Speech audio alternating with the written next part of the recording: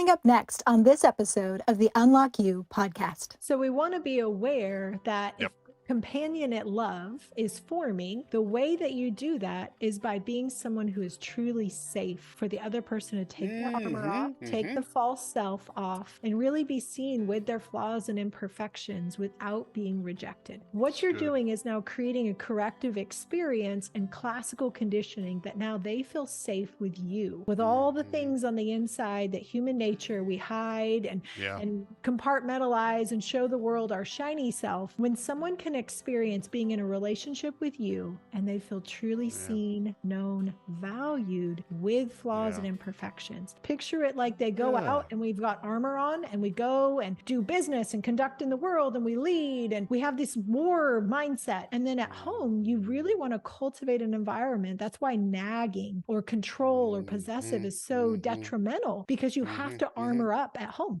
But if you leading for yourself, irrespective of what the other person is doing, by taking the initiative to say, how can I serve that this person feels safe to take their armor off? And our home is truly an ecosystem where love and safety and security thrive. Welcome to Unlock You with Dr. Shannon Crawford. And we are back with Bill Senyard, and he is amazing. So many resources free. Just start there. And if you haven't listened to it already, last week we shared the episode on parenting. And this time we're talking about romance. Everything from how do you pick the right person? How do I know? All those questions that we all have. And then once you've picked the person, how do we stay in love and keep a committed relationship that flourishes with time? So thank you so much, Dr. Love, for bringing us into this exciting conversation. It's good to be here, and I'll try to tread carefully here in case my wife is listening. Yeah, right. Okay. So for all of the people out there that want to find the one, the right one, and they're asking, is this God's will? How do I know? Is it a connection? Is it a feeling? Is there just a burning bush somewhere, a neon sign? How do I know? Oh my gosh. What are your thoughts?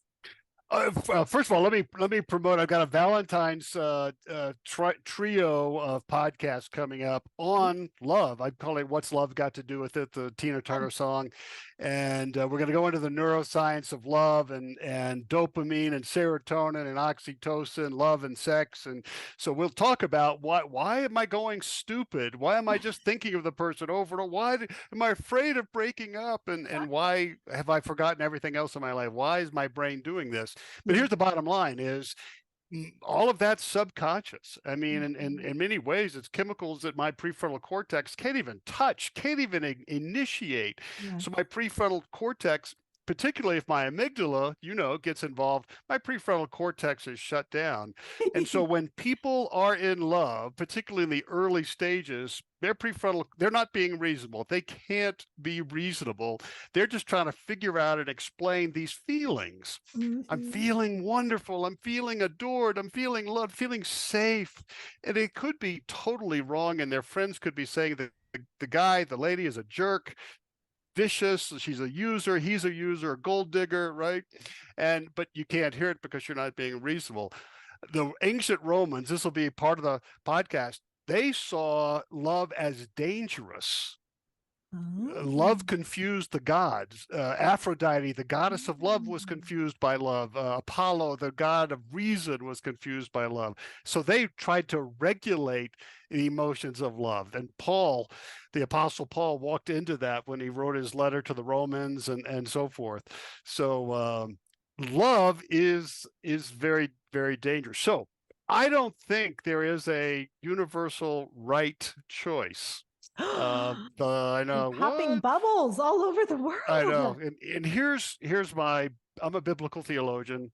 Here's my thing: is that the love of God is different than our love. Our love, the Romans got this right, is very object oriented. If something is beautiful to me and it makes me feel good and feel loved and feel honored, I go for it. God's love actually loves the unlovable, actually loves what society would call the rejects. It's incongruous. It doesn't make any sense. But it is his love coming out from his heart that actually makes the object lovable. So it's a whole different thing. So if a husband and wife are married, there's actually a love that can tend to make the other person even more glorious and more worthy and more lovable and make them feel that way. So actually, it's not if I love, that's a very self-focused thing, is real love makes me want the best for my partner and vice versa. And that's when things start Mature. happening well. Mhm. So I see love very different. God's love is very other oriented.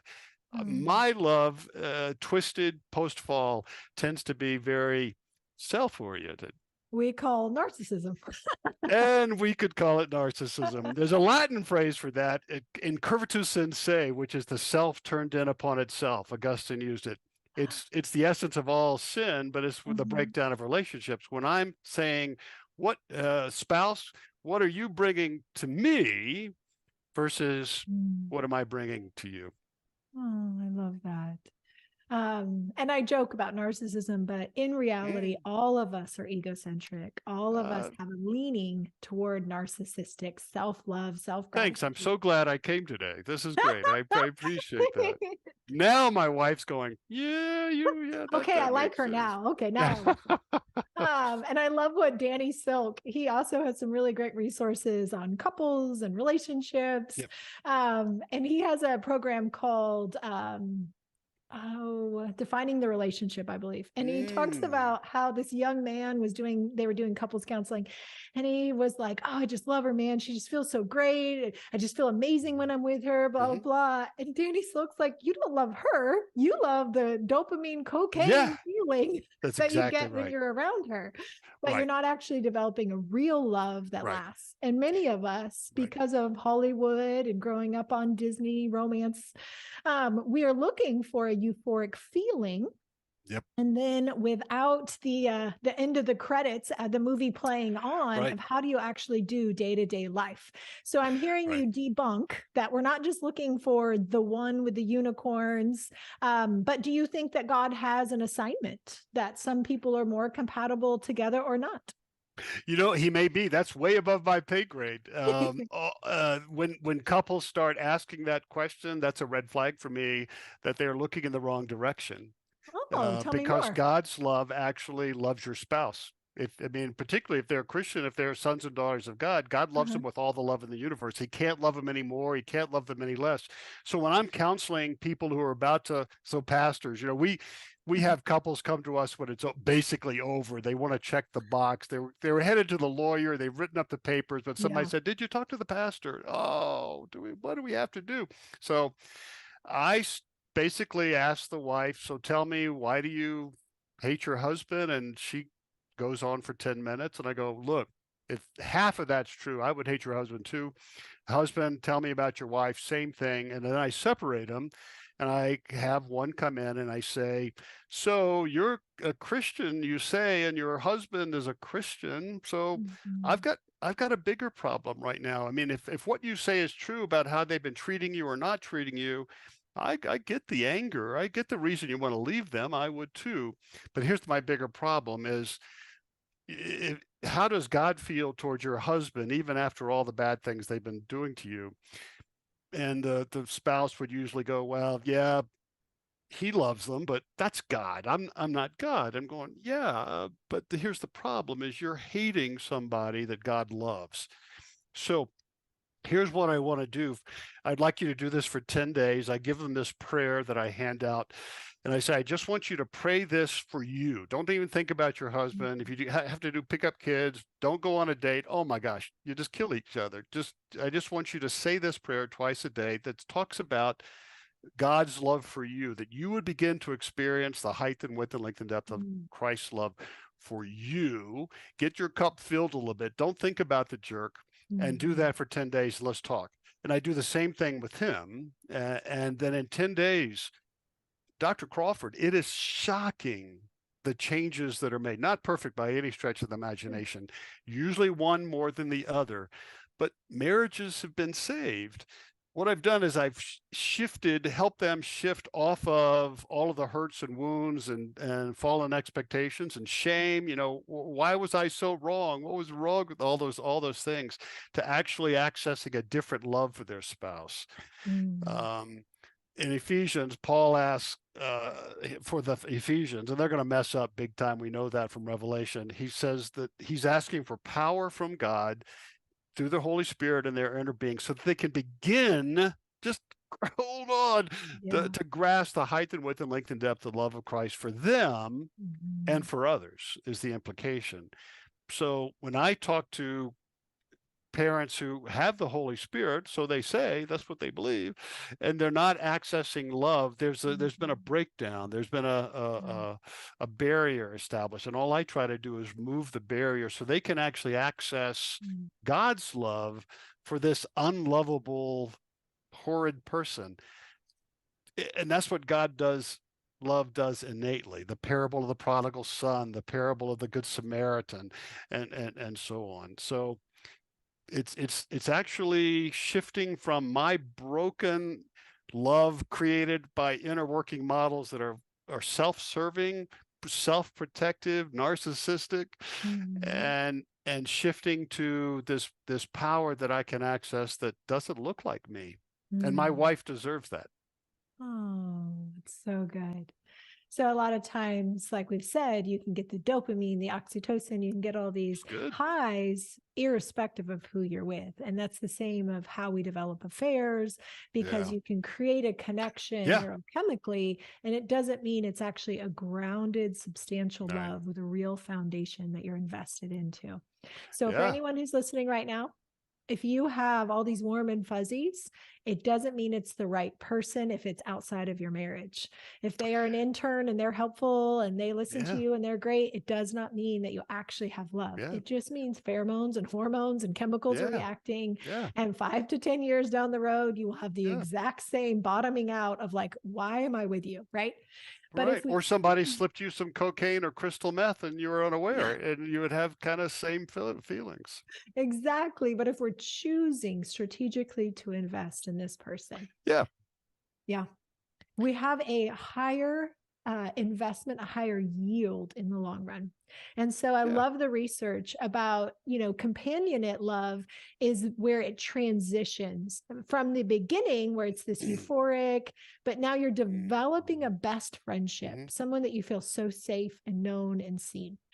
God's love is not object driven, it's subject driven.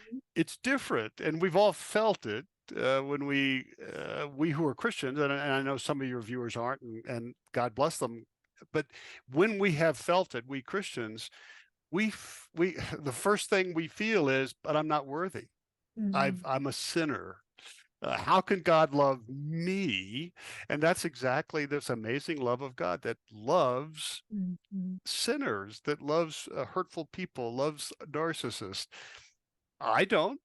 But his love does. And if it's loving through me, it is remarkably different. Yes, absolutely.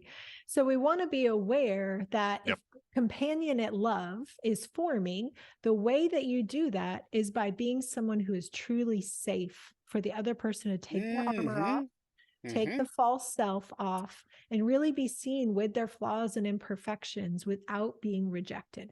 What you're doing is now creating a corrective experience and classical conditioning that now they feel safe with you, with all the things on the inside that human nature, we hide and compartmentalize and show the world our shiny self. When someone can experience being in a relationship with you and they feel truly seen, known, valued with flaws and imperfections, picture it like they go out and we've got armor on and we go and do business and conduct in the world and we lead and we have this war mindset. And then at home, you really want to cultivate an environment. That's why nagging or control or possessive is so detrimental, because you have to armor up at home. But if you leading for yourself, irrespective of what the other person is doing, by taking the initiative to say, how can I serve that this person feels safe to take their armor off? And our home is truly an ecosystem where love and safety and security thrive. From That's that good. place, now you're creating companionate love. And there's a bonding and a hormone connection that Yep. actually imprints, just like with orgasm, that there's Yep. certain imprints that happen only Oxytocin. specific times.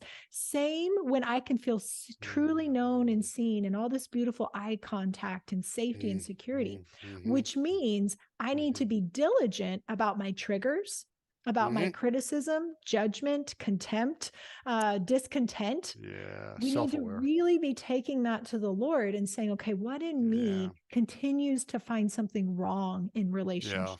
Instead of assuming it is something wrong with them, which it could be, but what if I start the conversation with curiosity, going, what in me needs to be healed and redeemed? Because maybe there's an archetype or a template in my past of always looking for what's wrong, being What are the discontent, chances? feeling insecure. And now it's getting reenacted in the current relationship. And I don't realize that they have to armor up around me. And I'm wondering why they're not soft and tender and sweet and romantic like at the beginning, because now they've put a bunch of armor because I've got these little quills and I'm poking them on accident. That's right. No, that's really good. And I imagine with your work with CEOs, men and women, they probably come home and struggle with that maybe more than the rest. Oh, yeah. Yeah. You're on in CEO Performance. mode. Sure. Bottom line. Let's get this thing going. Absolutely. Yeah. I believe it. Well, that's a great point. Thank you for saying that, because it's really important that we create margin in between roles. So for instance, let's say someone, male or female, has been with the kids all day and they've been running ragged. They've been trying to get arguments settled and tasks and everybody going where they're supposed to go. It's really important not to accidentally take that energy and treat your spouse like they're one of the kids. Same if you've been in a work setting in a leadership role all day, and now you come home and you haven't created margin to actually shift brain waves, you're going to come home and still be the CEO at home or whatever manager or whatever role you are. It's really imperative that we actually are intentional. We are physical beings. That means I have to partner with my neurochemistry and brain waves rather than assuming that it's automatic. And you probably have a podcast that teaches people how to do that, because it's not like I'm just going to stop for coffee on the way home or a beer. Right. Yes, I don't, but I will now that you said that. Should. I'd like, and let me know when you do. Okay. Pastors can be, we're kind of the worst in both, in both. We're always on ministering to other people, right? And our spouses don't want that. No, people don't actually want to be fixed. The statistics of therapists. Not me, but other pastors I've heard other of. people. I've Speaking for someone else. I've read that somewhere. Yeah, but therapists as well. So anyone who's listening who thinks you have all the answers, be careful. People don't like to be therapized when you come home. Well, I'm a big fan of the attachment theory to help spouses kind of see where they are and where their spouse is, not to minister to them, but to be aware of hurtful ways that are just subconscious. So I know you're a big fan of attachment theory, and there's 4 categories. Secure is the unicorn in the room, where we all would like to be, and this is the person that dysregulate so smoothly. They work with other people. Their counselors love them because they listen and they respond, and it's just non-existent. The 2 big categories are anxious. So the anxious person, they use other people to emotionally regulate. Still is something they didn't learn in childhood. And so they will manipulate people into relationship in order to feel better about themselves, their enoughness. And so one person described it this way: being in relationship with someone who is acting out an anxious attachment style can feel like dealing with an angry customer while staffing a support complaint desk, because they're externalizing typically. They want you to fix them. They want to talk about their emotions, which is usually anger or depression or sadness. They tend towards perfectionism because they've learned that they get noticed if they're perfect. They want to get credit. They want to get they hate FOMO. They hate missing out on jokes, and they don't want to talk about your day. They want to talk about their day. They need to hear that they are enough in your eyes, and we've talked about that in the previous podcast.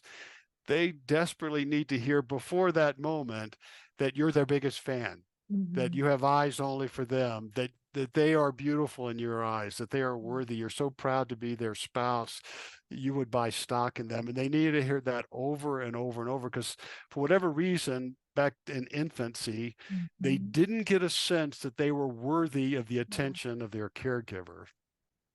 Yeah. And I think a lot of people can resonate with that. And even just having that articulated, I think some of us may even be hearing that and resonating. So the good thing is, while that may be a template, that may be a life experience in the hard drive, there are upgrades. And so what's really sweet is therapy, not counseling. Counseling is like we're solving problems at the conscious level. Psychotherapy is more at that psychodynamic level where we use the relationship as the vehicle of change rather than technique driven. So a lot of people don't know the difference in training models. So if you go to a psychodynamic therapist that can help you actually work through it, where you kind of project your stuff onto your therapist and then use that as the process, you can also do it with a really secure, attached person who is choosing and electing to do this. Now, they can't be your source or your God, where you expect them to do that forever. Right. But there are seasons where the Lord allows a corrective experience through relationship, where you can have those insecurities.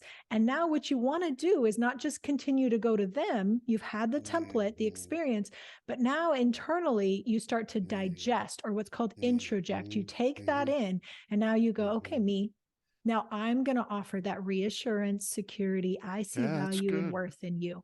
Now you're creating an inner world based on security. And there's a parlay there that happens through external relationship. But if it stays external, then I'm entitled, I'm frustrated, I'm mad at you because you used to be reassuring and now you're neglecting me. And so I'm going to act out, etc. Instead of going, I'm going to use this as scaffolding to help imprint.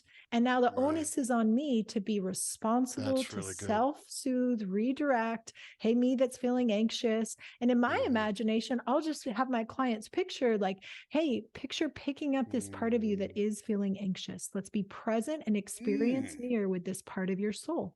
This is not your spirit. That's not your true self, but it is a part of your soul. And so bring reassurance, just like David talked to his soul in the Psalms, where he said, soul, you will bless the Lord. And I'm not saying that like you will. It's more like, hey, I'm going to invite you into relationship. I'm going to draw you close. And through that, you're now creating an internal secure attachment style. So if someone's hearing this, I don't want you to feel overwhelmed and ruined and, it's hopeless, but recognizing it's super normal, and it's creating a landscape where now you can empathize with others. You can be self-regulating, recognizing your inner triggers, and then working through them with mindfulness, journaling, and then visualization where you're connecting with those parts of self. And I do have videos on internal board meetings to help break that down. I saw the titles. I'll have to track those down. Thank you. Yeah, please do. Okay, so we have the story I run to biblically, by the way, is a great example of this, is Jesus with the woman at the well. How he treats her is, I mean, I'd have to watch your podcast, but it's probably that. He treats this poor lady like she was the most honorable, and she begins to feel it. You could see it. You can hear it in her response. Anyway, so back to attachment theory. The other major category is avoidant. So we talked about anxious. Avoidant, that's me. We have a strong sense of enoughness. It's just connectedness has hurt us somehow. And I've got lots of counseling for that. I don't want to bore your listeners, but there's some, so I put up boundaries. I can be self-sufficient in order to not get hurt. So if I'm married to someone who is anxious, who's trying to manipulate me to draw me into conversation to hear her anger or angst or embarrassment or shame, whatever, I'm having red flags go up and I'm pushing away, which causes her to come closer and closer and closer. And there's just ongoing conflict until I understand more what she's doing. doing and why she's doing it. It's not personal. Yeah. And she understands why I'm doing what I'm doing is not personal. It's I have these broken inner working models, and so does my spouse. So if a couple is mixed marriage, I call them anxious and avoidant. And let's say the anxious, let's say it's the woman, could be the man, but let's say she has an affair Mhm. and we're processing why in the world would she have an affair. If she was anxious, it could be the classic rom-com where she's trying to get attention from her husband. That would be a subconscious normal, she's responsible for decisions. You're with me, but there's reason behind it Yeah. that is worth on. It doesn't make her an evil person. It sometimes makes her a subject, a victim of her own brain in some ways. And if the husband is the avoidant one, he might react with, see, I knew it. That's why I can't trust her. That's why I can't get close, because I get close to people and they hurt me. I'm never going to get close to them again. And until we actually dig deep into why we're having those reactions, which are normal human behavior in a broken world, we're not going to get to, in my opinion, to healing. Both people are looking for the same thing. We're looking for that safety, that relationship. I forget what you called it, but I like the word, where it's safe, where we trust each other, and we really do believe that we're each other's biggest fans, and we're sorry we hurt each other. Yes, absolutely. I love that. Yes. So the avoidant, for these people, it's really important to know that you have an overactive defense mechanism. And I've been while told, your inner world feels safe, it feels regulated, that feels good to you, and the other person is overstimulating their need. Exactly. It feels excessive, it feels overwhelming, and actually is a turnoff, like you're wanting to push them away. So You I've may been love told. the person, but their neediness feels gross and off-putting. And So be dangerous. aware. Yeah, and dangerous because it's trying to get past my walls. The issue is when we have walls, it's like there's a drawbridge of where relationship happens, and you're protecting you, not we. And so when me is protected, I have now abandoned the other person, and their protest to try to connect is actually a healthy bid to connect. It may not be expressed in a healthy way, but the desire to restore connection, although they are not a therapist who knows how to explain what they're feeling and articulate it properly, that longing to connect is actually a healthy sign. And when they stop trying to connect with you, that's actually when you have a dead marriage. Yeah. Yeah, and they'll find substitutes, whether it's self-med or whether it's affairs. And often the abandonment issues for someone who's anxious, that's how they got to be anxious in the first place, is they sensed abandonment from a primary caregiver. And then if they married someone who's avoidant, they're going to get that time and time and time again. And that is the right word, is abandonment. Exactly. And thick-headed people like me need to hear that word, is that my actions just may possibly kind of theoretically make other people feel abandoned. Exactly. And so if we don't deal with that, we are egocentric, we're narcissistic, we're protecting ourselves, and we're leaving the other person uncovered. And that's going to evoke insecurity and anxiety.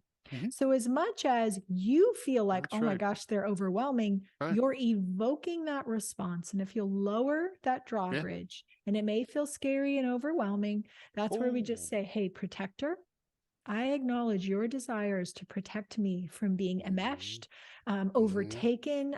Maybe you had a parent that just kind of over immersed themselves into your life. I honor that and I validate that. But the people today don't deserve those walls. And so, Jesus, I ask you to join the protector part of me. Protector part of me, I want you to meet my friend Jesus. He's not going to take over control, but he is going to provide support and reinforcements. And I'm wondering if I just practice lowering these defense mechanisms and I offer love and I pursue and I invite, if it actually down regulates my spouse, and as they feel secure, they self-regulate and they don't have such neediness and anxiety and crazy weird behavior because they're not feeling flooded and abandoned anymore. When Right. I, as the leader, change that, male or female, and Right. I offer and I pursue and I invite love, I'm using that drawbridge. Now they're getting love inside versus saying, well, I mean, I told you I love you like 10 years ago. I mean, I bring home food. I mean, I'm not cheating on you. I'm right here. But yet there's such a Happy wall. Valentine's, babe. Yeah. Yeah. And we can feel it intuitively. And Yeah. so, as much as it feels like the rational, superior posture to be the avoider who is, practical and they can quote scripture and they can keep their cool while the other one's emotional and looks crazy. Oh, they have reasons. Yeah, I've learned to really pay attention. The people that are comfortable in dysfunction actually are the people that need to do more work than the one that's not comfortable in dysfunction. What we're doing is not healthy. And to have some level of like angst about that is actually a good sign. When they stop having that, now we know we've drifted and we've become roommates. Would you say, and I'm just testing a theory, would many CEOs be avoidant? I think that would be a generalization. Oh, A lot of yeah. What do you CEOs think? can be eights, which is challenger driver. So they could be goal oriented. And when the goal surpasses the bid to connect, that would feel very avoidant. I have had some say they're reformed CEOs or reformed eights and challengers. Sure. Sure. So I think it's possible to work on Okay. it, but it probably is more likely anybody in a Yeah. leadership position. So it could also be pastors. I've What? seen pastors who have all the right No, we're words. caregivers. We're shepherds. We're And we concerned about the flock. What do you mean? understand. And yet, those are the people that sometimes are Totally. the most emotionally pulled back Oh, and totally. looking at their spouse like, look, isn't this one crazy? Oh my gosh. And unaware that they're actually evoking the anxiety in their partner. So And we anybody in the fill our leadership. board, we fill our staff with people who are anxious because they tend to be perfectionists and hard workers. And then they're trying to please me all the time. So I get the results that I want. It works. It works for a while. It works for a while. Yes. Yeah. So, I mean, so this tool, the attachment theory, I found extremely helpful. We put it in our Good Enough Parent program for parents and teenagers.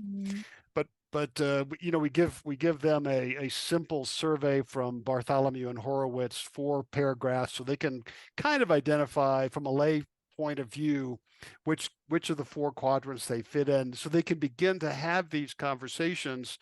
And if both spouses or boyfriends, girlfriends, or whatever partners can have these conversations, I think common words, common approach, a common sense. I've got baggage, you've got baggage. I'd like to hear your baggage. It's safe here. That kind of conversation is actually more helpful than, what you said hurt me.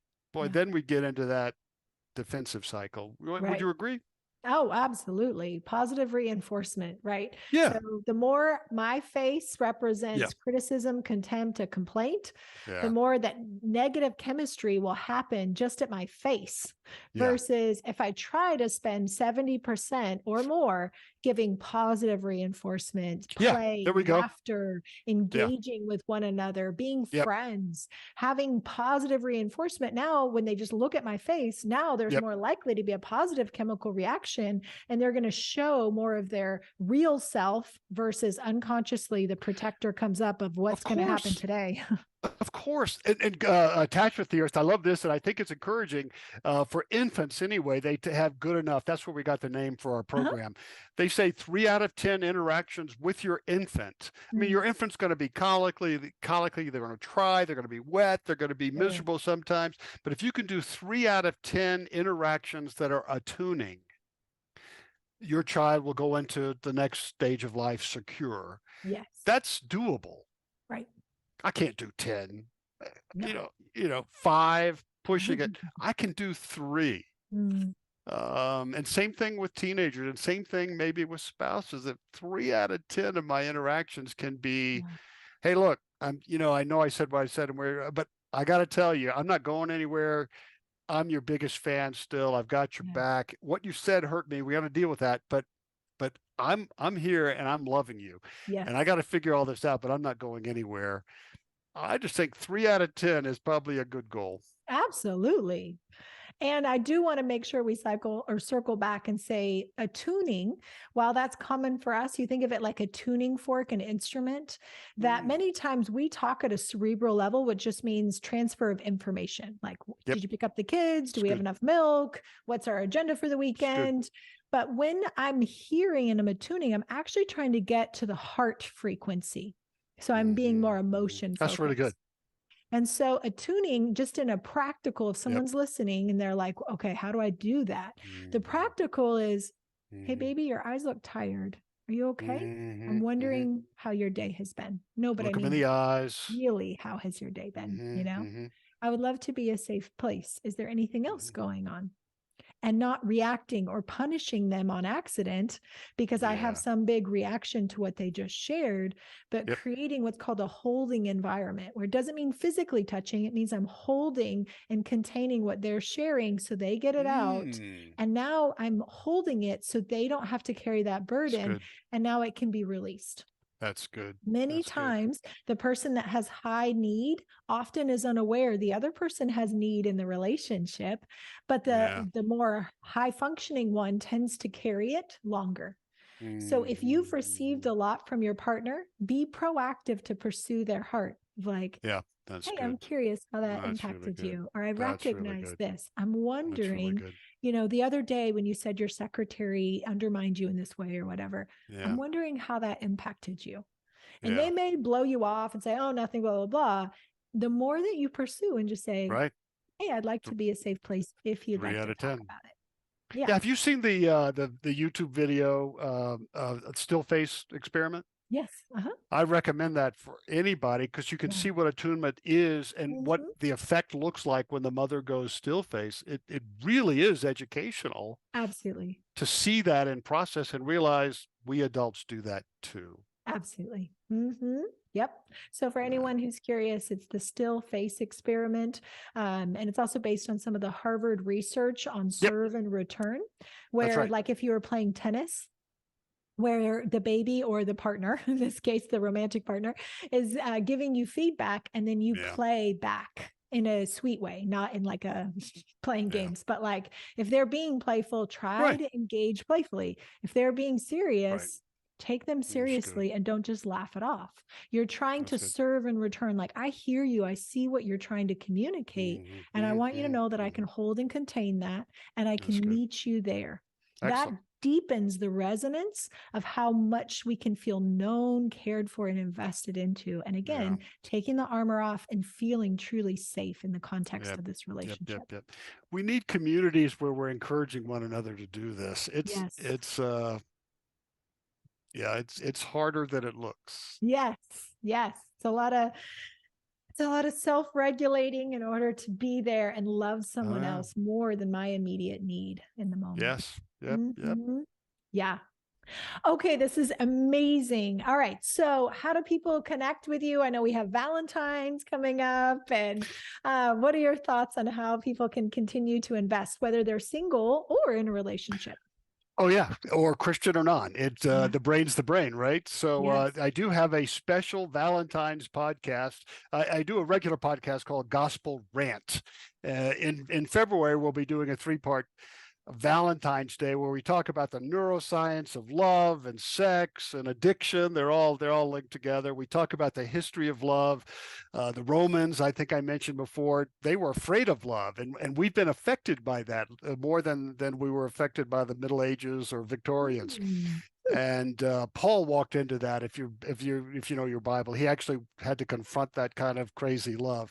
And then the last one to be is, what does the actual love of God looks like? And it's different than there's a misunderstanding of agape and eros, and we're going to try to clear that up for a lot of fun.